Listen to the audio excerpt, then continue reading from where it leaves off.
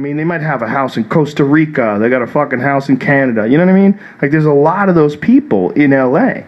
that are just stupid rich. I heard that there's like a social network now that you have to pay like $10,000 to get into. Have you heard about that? No. What's it called? I'm trying to find it right now. Here we go. Social network that costs $9,000 to join. Fucking idiots. Let me see if I can find it. Facebook is free, stupid. Okay. What are you going to get out of this social network? Are they going to blow you? It's called Metropolitan. Metropolitan. It's $6,000 to join, and then an additional $3,000 that renews annually to continue access. Oh my God! Is anybody joining? You have to be 21. Let's see if it says. They're not sharing how many members. Of course they're not. There's 2 people in it. Oh my God! You have to be a real asshole. I can't imagine. What if a pen breaks in a $50,000 bag? What if a nail polish thing spills? What if your dog pisses on it? Oh my God! It's amazing. I went to the park. I go to the park every fucking day, but the other day I went to the park and I heard women talking. And they were talking about daycare prices in the area that they went shopping. And then he goes, but what about that one in Van Nuys? And she goes, oh my God. I looked at the webpage and it was just, I thought I was dizzy.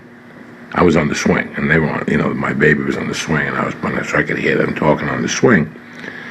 And they were talking about how you have to get on a list to get your kid into this fucking daycare. Like you have to know somebody and then they have to get you on the list. And it's exclusive in Van Nuys. And I'm going like, how did they make it exclusive? Like what do the kids do that's different? Is there a security guard? Do they fucking give them a chef?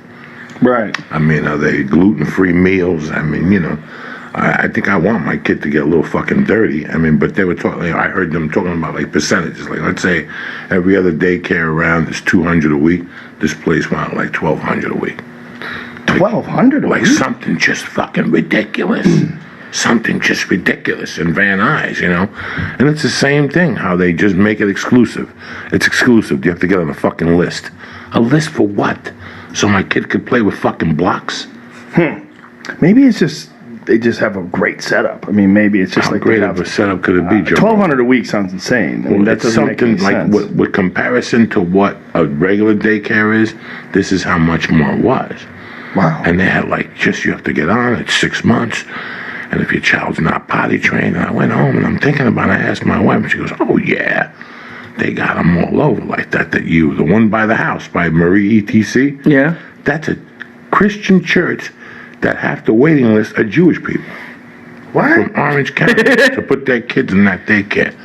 Because the daycare is just that good. What about pet hotels where they give them like TVs and beds? Have you heard about that? Yeah. They put like Animal Planet on all day. Animal Planet all day. It's and listen, man, it's whatever the fuck you pay for, whatever you believe, man. It's just fucking amazing. It's $25,000 for a picture or whatever the fucking artist, and you sit there. And I've been to those things. My buddy in New York is like a great framer. His shop is in the Lower East Side, and whenever I go back east, he gives me a hug and he kisses me on both cheeks. I mean, it's not his fault.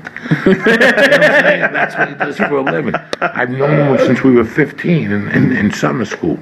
So I play his game. I go over there. When I was broke in '84, I fucking made deliveries for him, frames and pictures and shit. And, every night they go to these things. I've been with them. Where they go and they sit and they look in front of a picture and they make believe, they drink wine. These people don't give you sodas. They give you, sushi. And it's a social thing. It's a social thing, bro. It's a big social thing to be an art collector because it shows that you have a certain amount of taste. Like if you're into obscure art, that's a Jackson Pollock. Amazing. I love what he's doing here. His concept is incredible. I didn't know there were any current artists getting that much money. Oh, yeah. I thought it was all older people. No, you just have to be in that circuit. You just have to be in that. I was over Bob Gersh's house. Bob Gersh is the fucking guy who owns Gersh. He's the guy that I had to get on the phone with. They were trying to get me to apologize with Mencia, him and the wig. And I'm out over his house in Aspirin. It's a long fucking time ago. And he's got this thing on his wall. And it's like a bunch of pieces of paper. Like it looks like tissue paper glued onto other paper and like a lot of paint. And I look at it. I go, is this something his kid made? And someone goes, no, that's a blah blah blah. And I go, what's that? And he goes, that's worth $30,000. I go, what the fuck are you saying? I mean, it wasn't even big. I mean, it was like as big as that longest yard frame poster you have up there. That thing, you know. I mean, and it wasn't like an enormous piece that took fucking 50 years to make.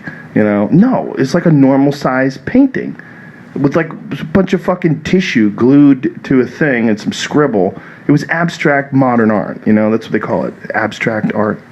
Dog shit, nonsense. Unless it was your kid. You know, if your kid made it, it would be cute. It made sense to me. I thought it was his kid. It's like, what the fuck is this? This is $30,000. It's like when they throw the fucking like the counterfeit into Live and Die in L.A. He would throw the artist, and he would light them on fire. Yes, shit. To Live and Die in L.A. That motherfucking movie was on the other.